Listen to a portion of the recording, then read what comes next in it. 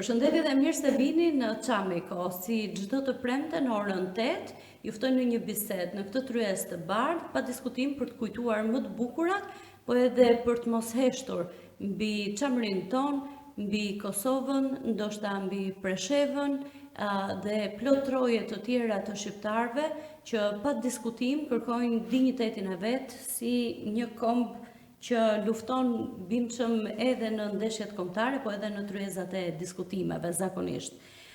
Dua t'ju prezantoj të ftuarin e radhës, që pa diskutim është një emër shumë i njohur për çështjen çame, dikur drejtuesi një instituti shkencor për çamërinë, po njëkohësisht një zë i përhershëm i asaj çka përfaqësojmë ne në Çamiko.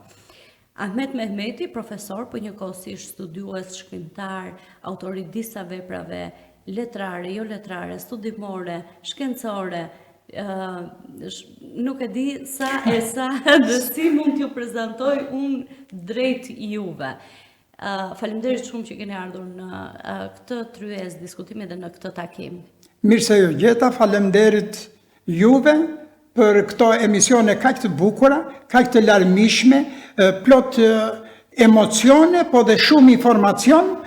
Ju keni sjell gjëra të bukura, gjëra të dobishme, keni sjell informacione shumë të larmishme. Dhe kjo e bën edhe këtë podcast, domethënë si vijimësi, që jetë gjithmonë novator, i bukur, tërheqës, të ketë sa më shumë shikues, dëgjues, kështu që po të esim në këtë rrugë, ju jeni në rrugën e suksesit. Tani, sa po u takuam bashkë, më thatë që jeni duke punuar për një projekt me Akademinë e Shkencave, për një, ne themi, deri tani kemi pasur fjalor enciklopedik, por më në fund Shqipëria do ketë një enciklopedi.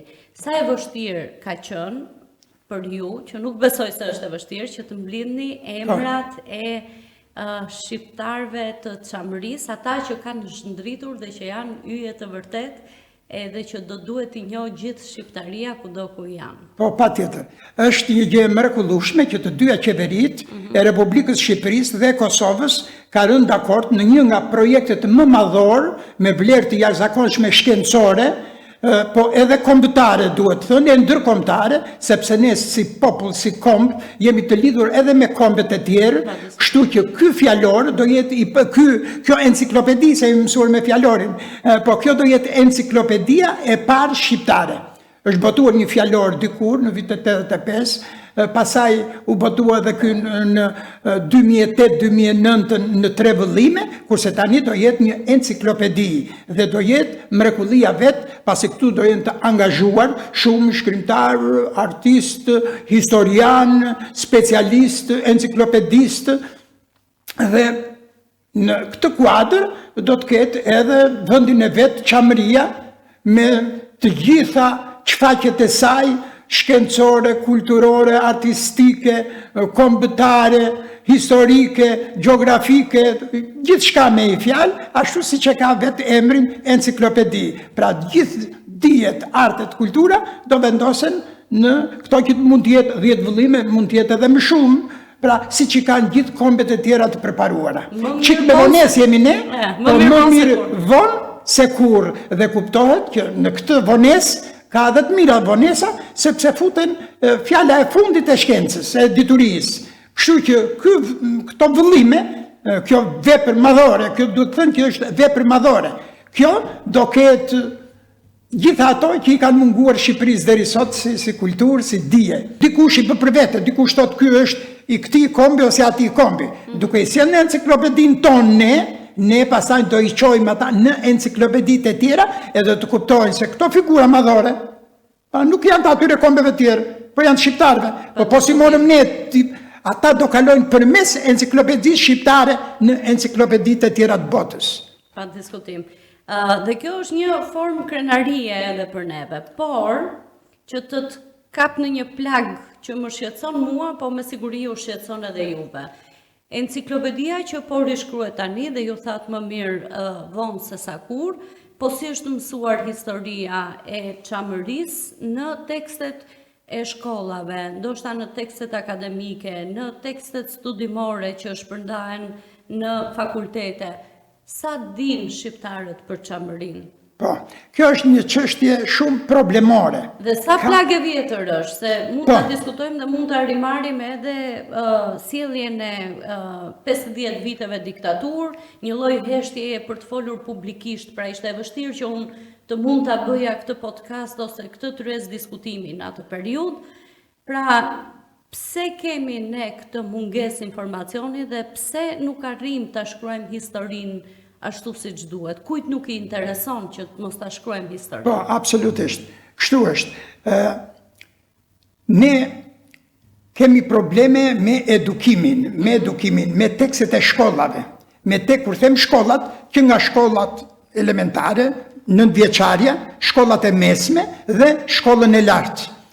Në shkollat tona, në kohën e diktaturës kuptohet kishte censurë dhe çështja çame dikur u përmend, domethënë kështu shkarazi, pastaj u hoq nga historia, u hoq nga gjeografia, nuk përmendesh fare, u kthye në tabu.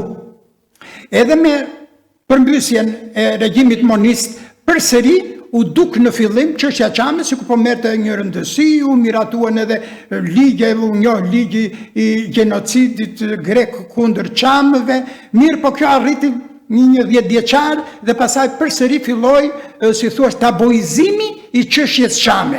Sot për sot ne ndodhemi përsëri në fazën e tabuizimit. Po pse ndodh kjo? Kjo ndodh sepse shteti shqiptar, Ministria e Arsimit, Ministria e Kulturës, përsëri ka reminiscencat e varësisë nga ministritë e vendeve fqinje. E po e themi cop, nga Greqia dhe Serbia. Ndikimi I tyre nëpërmjet politikës ka bërë që çështja çame të jetë tabu edhe sot. Kur flasin për çamët, edhe këta kryetarët e shteteve, kur flasin këtu brenda vendit, po dhe jashtë shtetit, nuk guxojnë të thonë çamëria, se thonë dot. Thonë shqiptarët e zonës veri perëndimore të Greqisë, nuk guxojnë të thonë çamëria. Si duket këtu ka ndikim nga politika që I thotë mos e përmendni çamërinë. Kemi qenë edhe një shtet I dobët, kemi pasur pushtetar. Absolutisht ne kemi pasur, jo vetëm dobësi, po ne kemi pasur varësi, vasalitet nga vendet fqinje. Ne I dim fqinjët tanë kanë akoma ligjin e luftës, grekët kanë ligjin e luftës në fuqi. Ligji I luftës ka 81 vjet që është në krye të vendit në marrëdhëniet shqiptaro-greke. Dhe ata se kanë për zor, ku ka një ligj lufte, ai të bën presion në tryezën e bisedimeve, kur ulej atje ai të vë kusht, mos e përmend çamërinë. Plus që ata vetë s'kan asnjë marrëveshje midis institucioneve siç janë arkivat. Ata kanë arkivat të mbyllura hermetikisht, sepse po të hapen, do dalë çështja çame ashtu siç është. Dhe ata I shmangen kësaj, sepse duan të fshehin gjenocidin që është bërë për 10 vjet, ose më mirë për 100 vjet në Greqi kundër popullsisë shqiptare autohtone të çamërisë, të thesprotisë. Nuk u intereson atyre se ata janë të detyruar që të paguajnë dhe reparacione për krimet që kanë bërë. Por nëse atyre nuk U intereson dhe duan ta fshehin fjalën gjenocid, edhe në tekstet e shkollës, po ja ta them në shkollën e mesme, teksti I historisë në shkollën e mesme I mungon fjala gjenocid. Po ti heqë gjenocidin I ke hequr esencën. Dhe Ministria e Arsimit është përgjegjëse për këtë punë. Ajo ka një përgjegjës për këtë punë, Ministria e Arsimit, se ai punon si që merret me këtë punë, ai inspektori I ka thënë atyre autorëve të tekstit, hiqeni gjenocidin. Hiqeni gjenocidin do të thotë që ata nxënësit edukohen së prapthi. Dhe ai bën një punë sabotuese në fushën e edukimit.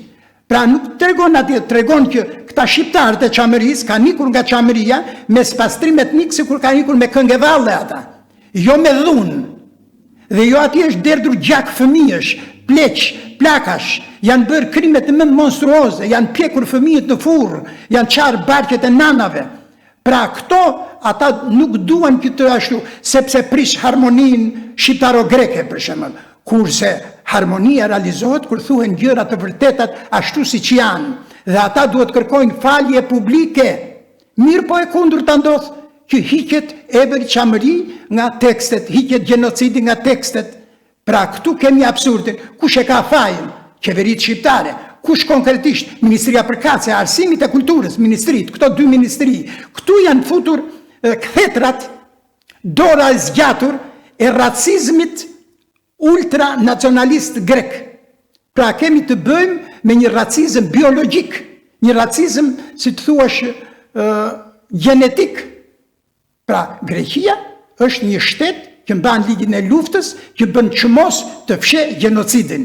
Pa le më që të kalojnë ata që kanë lindur atje, të shkojnë me pasaport, ai të grisë pasaportën. Pra kjo është marrëdhënia me fqinj. Po kështu ndodh edhe me Serbinë. Greqia nuk njeh as Kosovën. Çse një Greqia Kosovën? Edhe perëndimit duhet të vi mendja në vend, të shikojnë realitetin ashtu siç është. Ai bën flirte me Rusinë. Këta bëjnë gjumin letargjik.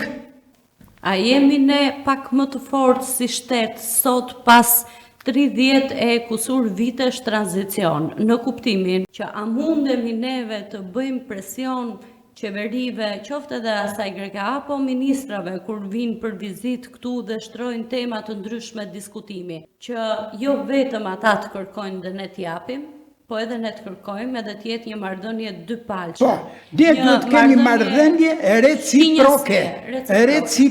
reciprociteti duhet i kemi ne këto.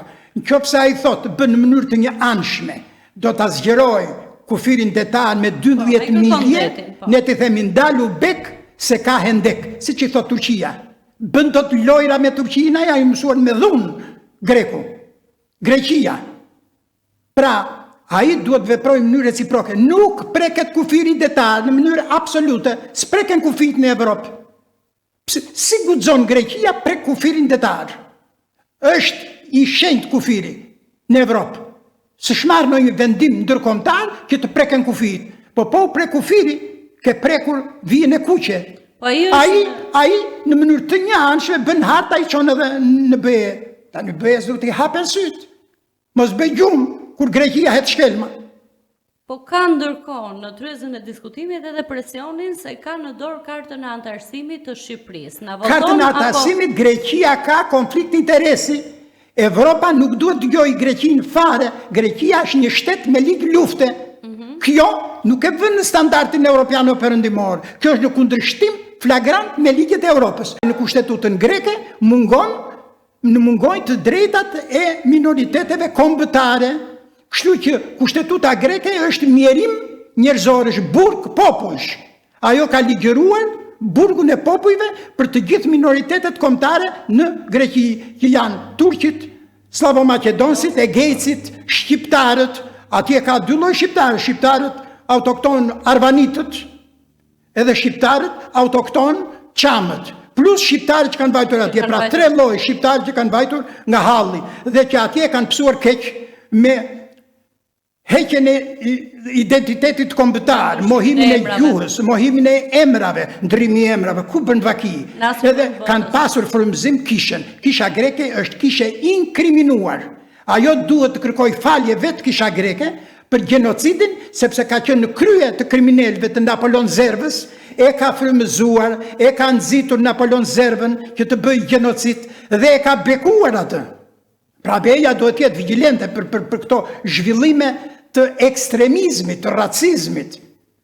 Duhet të jetë vigjilente për këto edhe me Greqinë, mos ta lër Greqinë kështu, domethënë, sipas kefit. Unë her pas here them që bota në fakt na ka ca borxhe se na ka ndarë në 5. Absolutisht ka borxhet, kanë borxhet e asaj pune që ka bërë Skënderbeu. Ka borxhet e Nën Teresës, ka borxhet e rilindjes kombëtare shqiptare, o dritë që lind andej nga perëndon. Ekspansioni ishte kohë e barbarizmit, kur ata i fusin thikën në fyt njëri tjetrit. Evropa e ka lënë prapa këtë, kurse Greqia e ka të përditshme. Mban ligjin e luftës, një ligj lufte fashist. Ja, pra ta tregojmë ligjin e luftës me Gjermaninë, e ka hequr edhe me Italinë. Italinë pushtuese, kur Shqipëria s'kishte sovranitet dhe entitet më vete të njohur ligjor me një fjalë. Atëherë kur ka hequr ligjin e luftës me Italinë, duhet automatikisht të binte dhe ligji i luftës me Shqipërinë, se njëherë që janë marrë vendime. Po këta zbatojnë me gal idenë e madhe, Greqinë e madhe.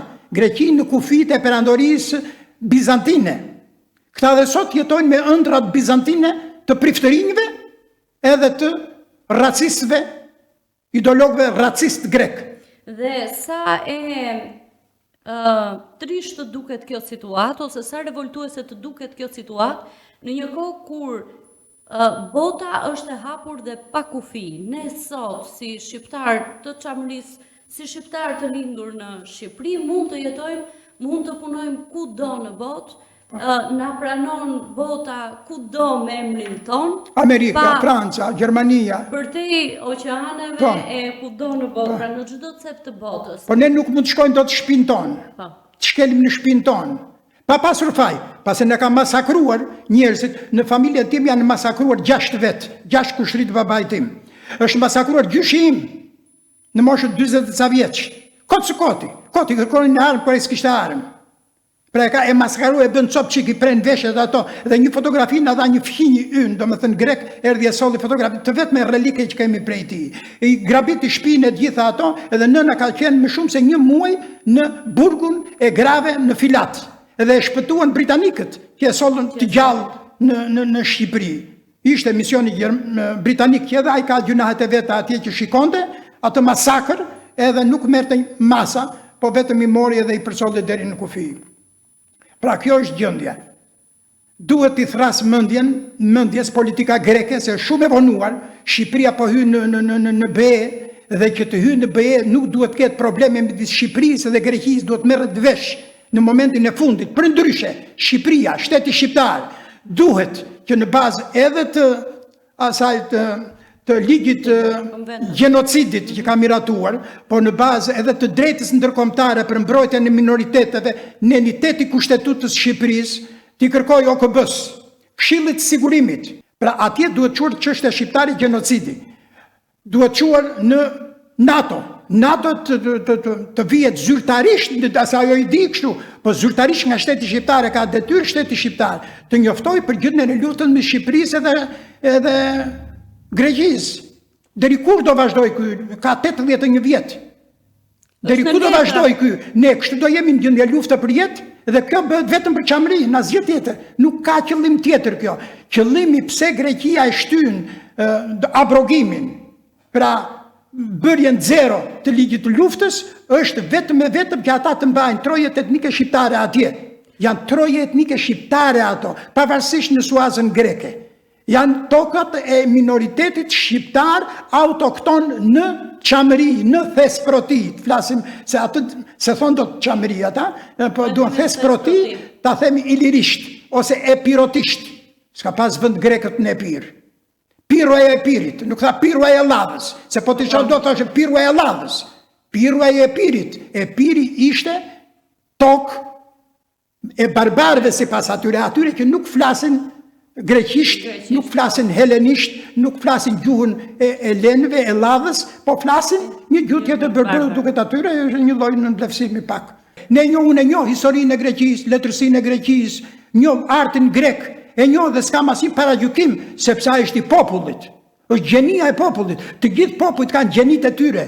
Edhe kam miq grek, miq e mikesha grek, kanë punuar në projekte ndërkombëtare, më kanë vlerësuar dhe i vlerësoj, kanë shkruar në librat e tyre me shumë simpati, kanë thënë atë që është realiteti, dhe unë i vlerësoj ata, por politika greke është më e prapambetur rudimentare, raciste, problematike, pra është në armiqësi të përjetshme me fqinjët, me bullgarët, me maqedonësit, me shqiptarët, sepse ka bërë faje me minoritetet kombëtare, me turqit, gërvër, bën për historia me turqit. Turqia është shteti fort, edhe nuk i horneps, po themin me fjalë greqisht, ato tekat e Greqisë, po i ka të prerat drut shkurt me Turqinë. Po nëse kjo le të bëj atje 12 milje po janë mbajt i Greqisë. Po Greqia shikon Shqipërinë e dobët, edhe këta kryeministra tanë, dhe që kërkon kujtojnë se nga duke kjo servilosur, Greqia do të zbutet.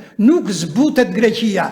Këta do të bëjnë burra, të marrin veten, të marrin gjëra seriozisht, të shikojnë në sy ata racistët. Edhe të thonë që kjo është realiteti. Duan s'duan ligjin e luftës do ta heqin. Nuk bëhet, nuk ka përjetësi në ligje lufte. Popull duhet të jenë në paqe. Dhe po të ishim neve normalisht 35 vjetë vetëm periudhë e demokracisë, do ishte një miqësi e vërtet do kishte lullëzuar. Do kishim vajtje, ardhje, të krime festivalesh, do shfryzoj literatura, bashkëpunim shkencor, akademia jonë me akademinë e tyre do punonte në mënyrë të harmonizuar, akademia jonë punon si vasale, nuk guxon të bëj një sezon shkencor, një orë nuk guxon, s'ka bërë një sezon shkencor për historinë, për artin, për kulturën, për marrëdhënie diplomatike, marrëdhënie politike, nuk ka bërë, kurse ata ministria e tyre bën, po i bën kundër shqiptarëve. Kurse ne duhet i bënim bashkë ato të organizonim, të kishim harmoni, siç kanë pasur popujt. Politika nuk lë për harmoni. Politika është e frymëzuar nga ultranacionalizmi, e thash, nacionalizmi biologjik, gjenetik, racist grek. Çka nga trashëgimia më e shëmtuar në historinë e politikës greke. Ju thoni që ligji i luftës do duhet ishte hequr atëherë kur u hoq me Italinë. Nga tjetër, automatikisht. Po mirë atëherë se ishte komunizmi.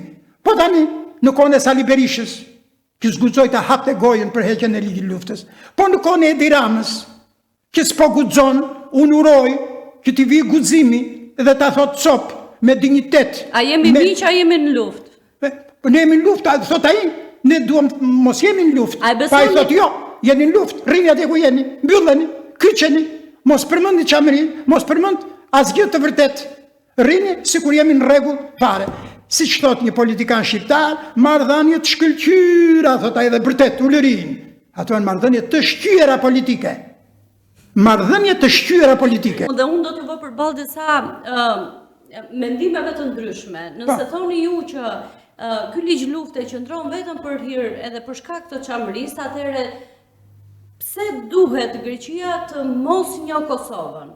Greqia dhe Serbia kanë qenë mike bashkë, kanë bërë edhe traktate midis tyre për coptimin e Shqipërisë. E kanë parë Shqipërinë si një mall tregu që këta bëjnë allish verishe, jugu i Shqipërisë të bëhet Greqi dhe veriu i Shqipërisë të bëhej Serbi. Këta nuk heqin dorë nga kjo. Dhe kush ja mban gjallë, e mbajnë kishat e të dy shteteve. Kishat e dy shteteve mbajnë gjallë, e nxisin, e përkrahin, e bekojnë kisha ortodokse greke me kishën ortodokse sërbe, që në një mënyrë se tjetër kanë lidhje dhe me kishën e Rusisë. Pra, është ajo aleanca ortodokse. Kanë bërë ata dhe tani kohët e fundit, kanë marrëdhënie tani se s'duhet futën mollësisë, ka s'ka të flasësh për këto gjëra. Pra tani ajo do ta njohë atë Kosovën kur ta njohë Serbia. Nuk bën gjap Greqia. Greqia s'është Evropë. Greqia është shtet i prapambetur i Ballkanit, nga kjo pikpamje. Nga pikpamje politika ajo mund shkëlqejnë tregti.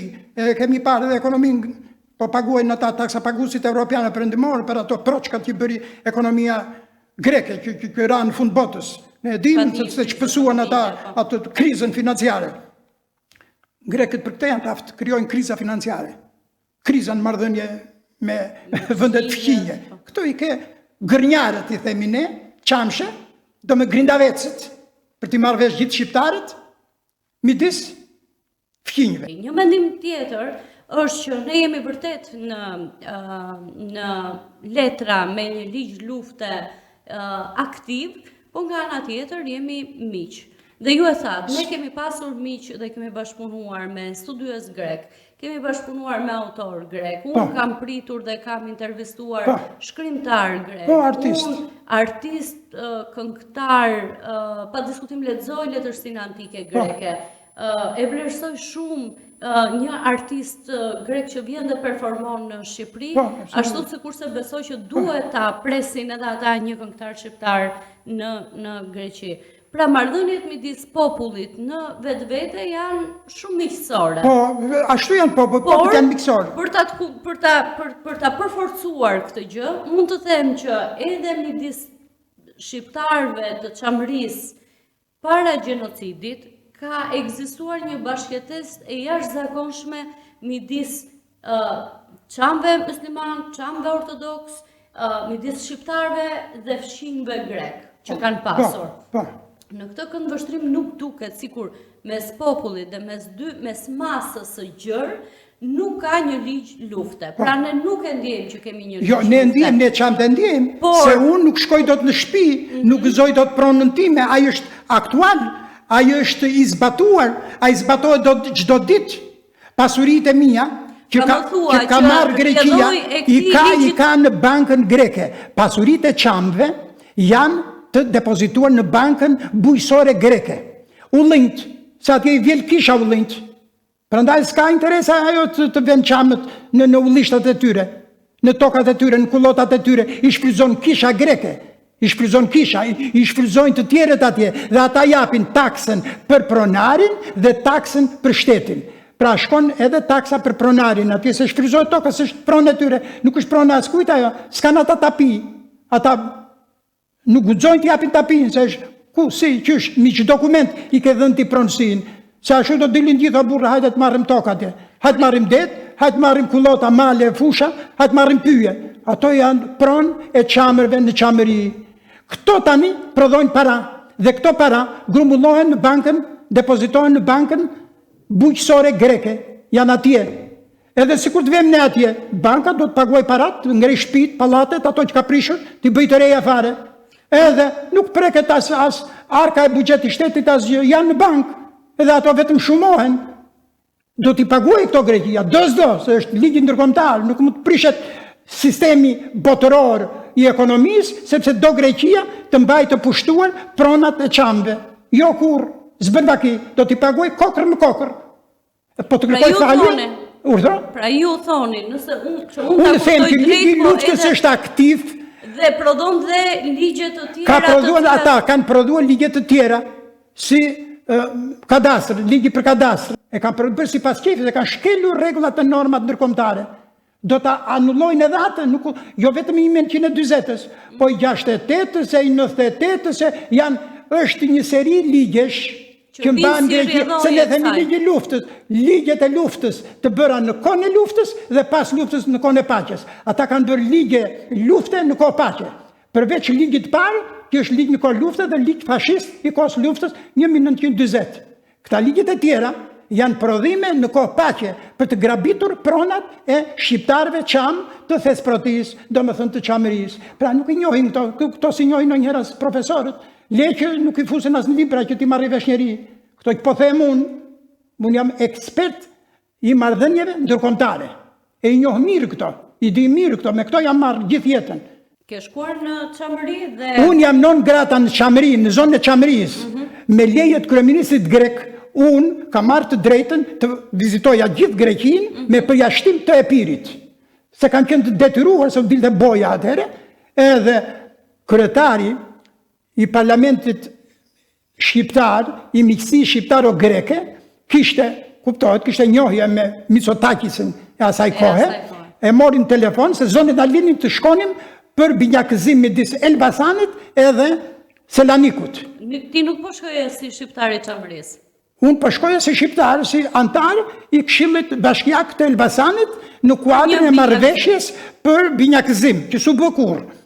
Edhe na pritën ata mirë, po ftohtë, nuk u bëj binjakëzim, po që se u tha nuk do hysh, edhe i tha kryetari i delegacionit, që ishte edhe kryetari i bashkisë, tani qofse ne nuk na lejoni ju këta antar, që ne kemi shumë të nderuar, dhe që ky ka simpati edhe për shkencën greke, se unë kisha marrë 2 libra me vete që citoja autorët grek, profesorët e Universitetit Selanikut ku do veja. I kisha bërë me kohë, nuk e dija se do veja atje, se unë e dija që s'm lejonin të hyja. Edhe u detyruan që të më lejojnë të shkojnë në Selanik, në Athinë, po më dhanë paralajmërimin, e kam edhe dokumentin e ruaj edhe sot, që nuk do shkelesh në Epir se ne s'mbajmë përgjegjësi. Pra në Epir ka të tjera ligje Greqia, anti-shqiptare. Në çfarë vitesh bëhet fjalë? 98 ishte kjo. Pastaj për të provuar unë që më po është hequr kjo dënimi im, do me thënë si kështu atje, shkoj dhe një herë tjetër e me mendim të shkoj dhe rinë kufia dhe do më kthejnë brapsht. Kur ata bam vullin edhe u habita. Por ama, porosin e kisha, në Epir, mos shkel. Edhe kështu s'kam bajtur në shpitime. Tani shteti shqiptar, që i shikon këto, pse përse hi shteti shqiptar, një kolegu ynë, vjet, Arben Kondi. Vajti si turist, hynte në qamëri, i morën pashaportën ja hodhën. Pas arsye. S'ta mas arsye. Kërkoja i shkreti. Arsye, po pse nuk pranoni? Pse nuk pranoni? Kërkoj këtë asjaron të oficeri grek. A i s'pranon të bisedonte. Pra kjo është loja, pantomima që bën grekët me qamët, me njëri, me intelektual, nivellit që ka 10 libra për qamëri, 10 romane, 10 vepra artistike. I mirë njohur, i mirë pritur këtu e ashtu. Edhe pasaj kërkoj ndihmën e palës shqiptare vasale, nuk guxonte të bisedonte me kolegët e tij, domethënë atje, që pse ky ashtu, edhe nuk i dha përgjigje atij, na do qefi neve, nuk do hysh. Po kur syn ky që ka lindur shumë vonë, s'ka lindur as në qamëri, po ka shkruar për qamërin, ka faj që ka shkruar artistikisht romane, vepra artistike, fiction, postmodernizm e tjera. Edhe kjo i prish punë Greqisë? Çfarë i prish punë Greqisë? E pra janë këto racizmi. Ajo dëshira për të shfrytzuar pasuritë e shqiptarëve. Urrejtja gjenetike që e bën Greqinë të shikohet, domethënë, unë nuk kam urrejtje vetë. Na kanë vrarë, na kanë prerë. Por e dim, nuk na kanë vrarë këta që jetojnë sot. Por politikanët e sotëm e kanë qipin kokë atë të ultra racizme dhe kur do ndodhë kjo? Kur të heqin ligjin e luftës, ligjin atë të vjetrin, baban e gjithë ligjeve të poshtra greke, kur të heqin atë, të heqin edhe gjithë këto derivatet greke të ligjeve tjera, ligje, vendime, rregullore, të gjitha anti-njerëzore, të heqin këto, të bëhen njerëz. Politika greke të humanizohet, sepse është akoma në kohën e gurit. Duhet dalluar politika nga njerëzit e thjeshtë, që spyesin të ata janë vetë viktimat të racizmit grek.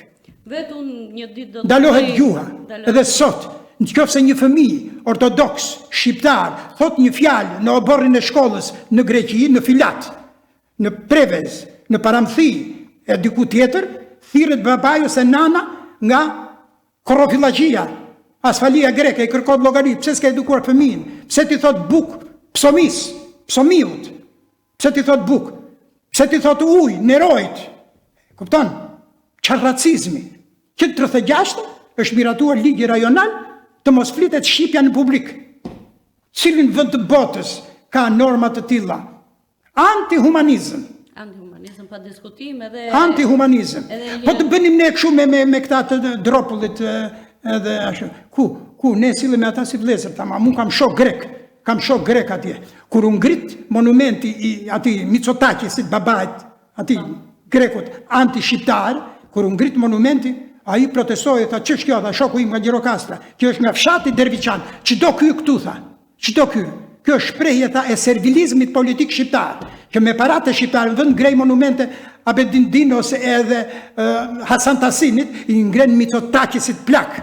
Një njeri racist i pandrejtshëm. Ne duhet ta ngrem. Ka akuzon, shqiptar kanë bashkëpunuar, thot, me nazizmin. Thot ai që ka dalë fotografi midis nazistëve, me fakte.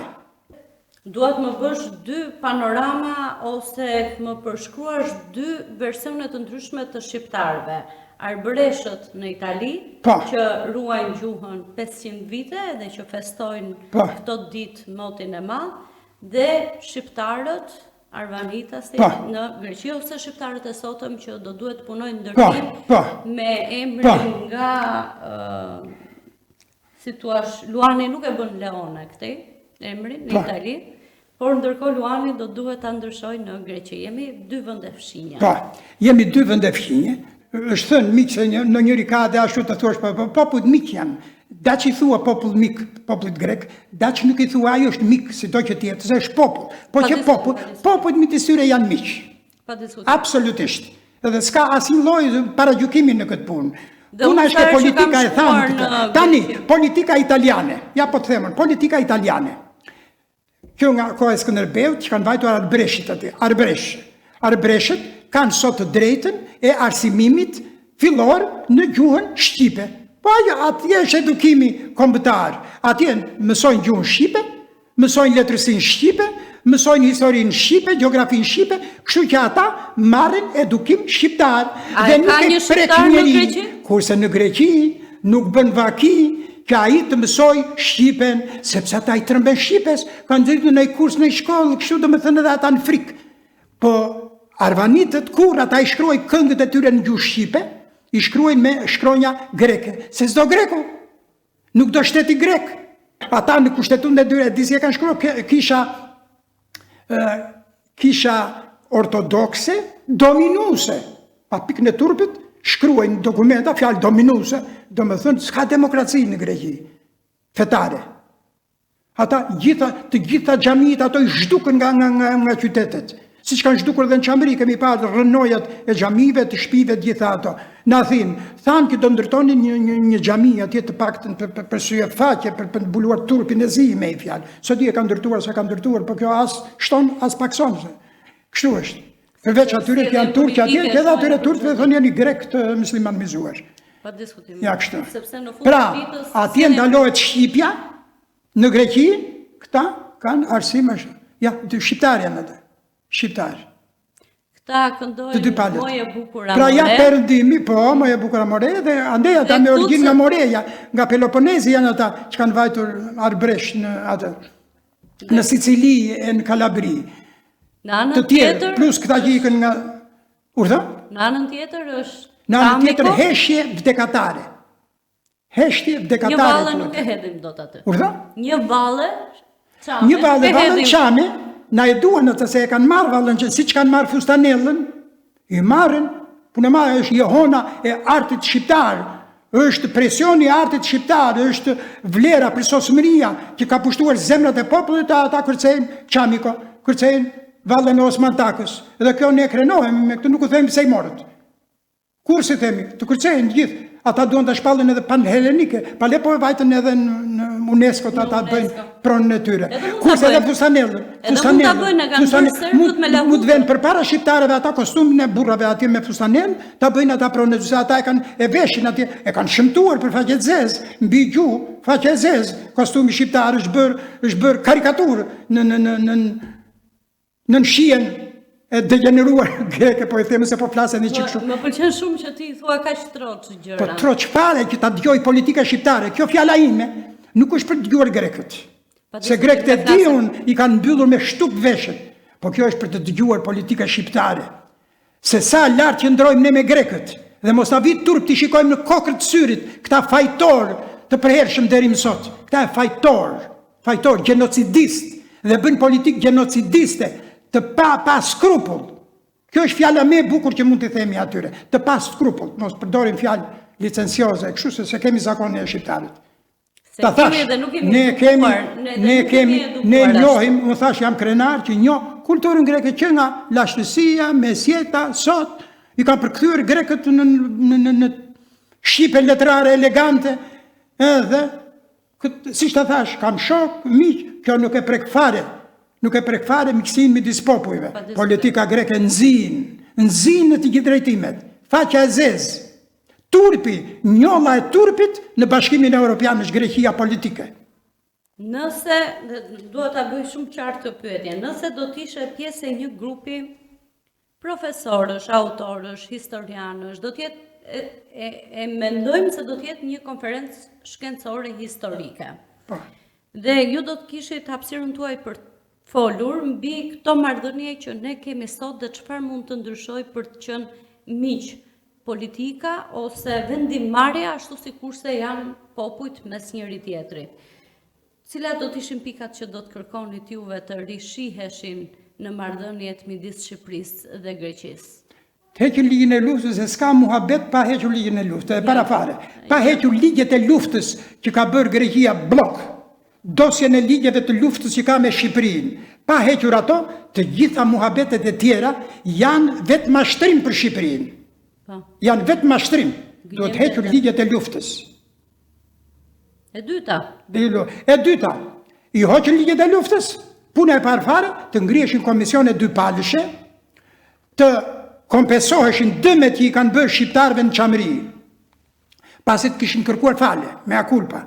Kishë kërkuar falje një për ato gjenocidi që kanë bërë, dhe pastaj të bashkëpunon, të fillon të normaliteti, bashkëpunimi kulturor, shkencor, kishte grupe për shkencën, kishte grupe për artin, Kishte grupe a ka akoma njerëz janë me trauma nga koha e luftës. Janë plekje plaka, ata 80-90 vjeç, po ka akoma që ka nevojë për ndihmë, për asistencë psikologjike e tjera.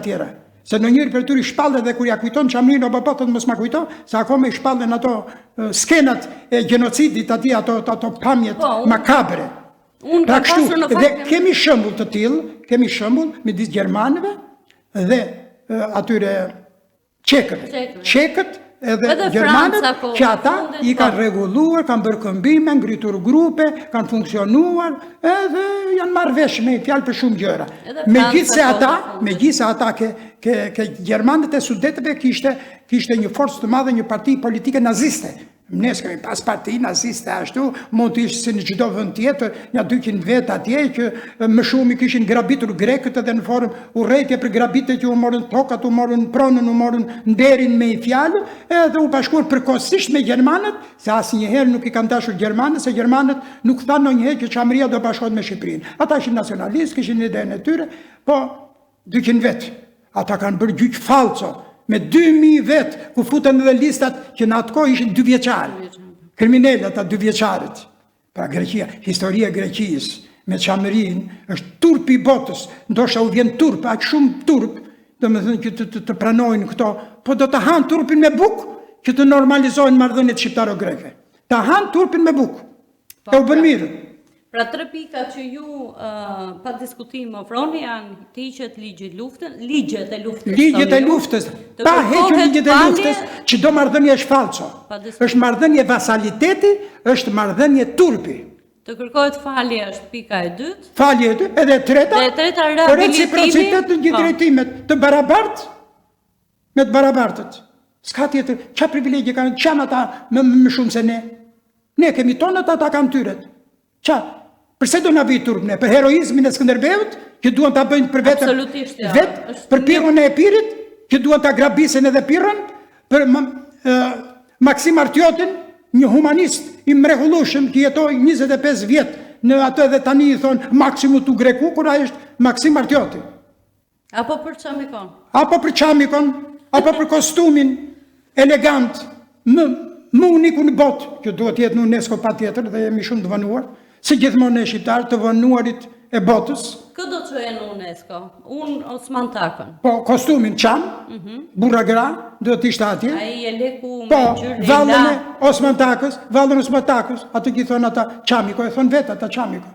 Çamiko dhe se s'ka si të thonë, si do thonë, i thanë panhelenike s'pi ujë, se zona e gjithë atje që ashtu i thonë Çamiko, edhe do të shteti, doj politika, e korrigjon, e modifikon populli atje, grekët edhe shqiptarët, ortodoksit edhe ata ortodoks janë dy palët, po që ashtu. Ne na bashkon se edhe këtu ka ortodoks, na bashkon feja, na bashkon gjuha, na bashkon gjaku, na bashkon kultura, na bashkon 4 faktorë që nuk ka histori që t'i fshi, t'i shlyej, t'i heq nga jeta. Dhe për më tepër ne nuk e kemi pasur asnjëherë në konsiderat një lloj racizmi për shkak të besimit fetar apo kur Shqipëria është modeli i harmonisë fetare, i mirëkuptimit, jo i tolerancës, i mirëkuptimit dhe harmonisë, për shembull për gjithë botën Shqipëria, jo vrasje prede. Ne kemi modelin më të mirë, se duan ata këtë model, ata duan luftë.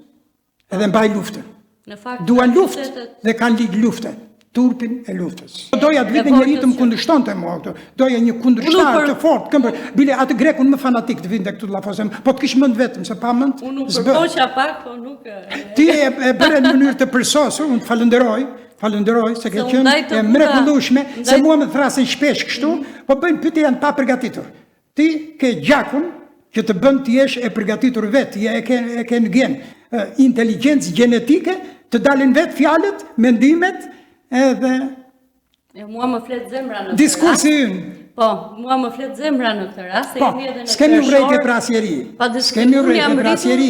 Kur nga gjyshe të cilat nuk më kanë mësuar në asnjë moment të urrej as gjuhën, as këngën, absolutisht. Fëmijët e mi din greqisht, ashtu e kanë pasuri, e kanë zburim, po, absolutisht. Edhe unë do e mësoja, diçka di, po edhe unë do e mësoja, po të kishte kurse, po s'kemi pas kurse për të mësuar, sepse Dituri, të dish, Të dish, do me thënë pasuri. je një fish, të dish një gjuhë, 2 fish, 2, 3, 4. Ne kemi pas figura, Abedin Dino shkroi veprën e vetë në 6 gjuhë. Pra 6 gjuhësia, 6 kultura.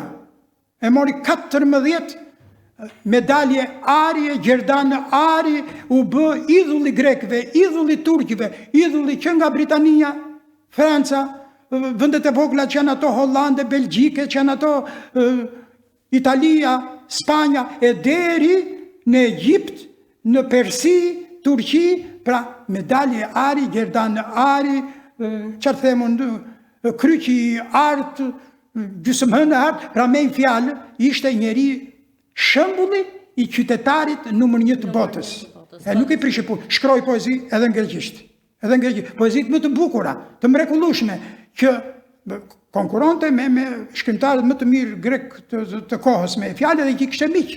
Ja tani do pëtohet një libër për atë punë, do shikoni domethënë se çmiqësia vërtet lullëzonte atëherë. Dhe sa prapa jemi sot ne me miqësinë shqiptaro-greke. Pra, para një shekull e gjysmë, shqiptarët kanë shkuar me grekët në mënyrë kështu, luksuriante, në mënyrë të përsosur. Do shikoni e do habiteni. Por 81 vjet. E do e votojmë shqip dhe greqisht. Ja, pas kemi para gjykime ne. Vetëm ashtu neve na bëhet mirë kur e shikojmë shqipen dhe greqishten. Greqishtja kohës, katharevusa dhe shqipja e sot me elegante. Por 81 vjet më parë, ndodhi ajo që më 27 qershor të 1944-s një gjenocid i cili na kthen. Gjenocidi i fundit, se kishte genocid edhe në parë. Pa diskutim se të është një politikë. Gjenocidi i fundit masiv që e boshatisi nga muslimanët shqiptar autokton dhe i la në robërin greke të krishterët ku ju mohua gjuha, identiteti, historia, kultura dhe çdo gjë tjetër që e bën njeriu njeri.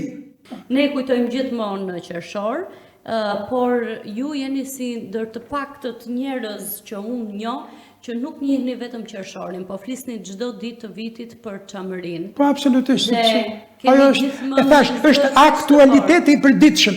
Ajo është, nuk bëhet dot ajo ndryshe, nuk kalon dot ajo thjesht në histori të archivohet. Ajo është e përditshmja jonë, është shpresa jonë. Pa atë, neve s'do kishim kuptim. Njeriu jeton sa ka shpresë. Shpresa vdes e fundit. Ajo s'ka për të vdekur kurrë. S'ka për të vdekur sa kohë do të kemi njerëz si ju që flasin. Do kemi njerëz të kulturuar, të shkolluar, të urtë, miqësor, mirëkuptues. Dhe unë të falenderoj jashtëzakonisht shumë për këtë bisedë, do ta zgjasim. Faleminderit për këtë bisedë, që e quaj shumë të këndshme, është merita jote që na e bëre akoma më të këndshme. Faleminderit shumë që ishit me mua. Ne vazhdojmë diskutimin patjetër. Po, patjetër. Edhe më tepër. Shumë faleminderit. Ajo.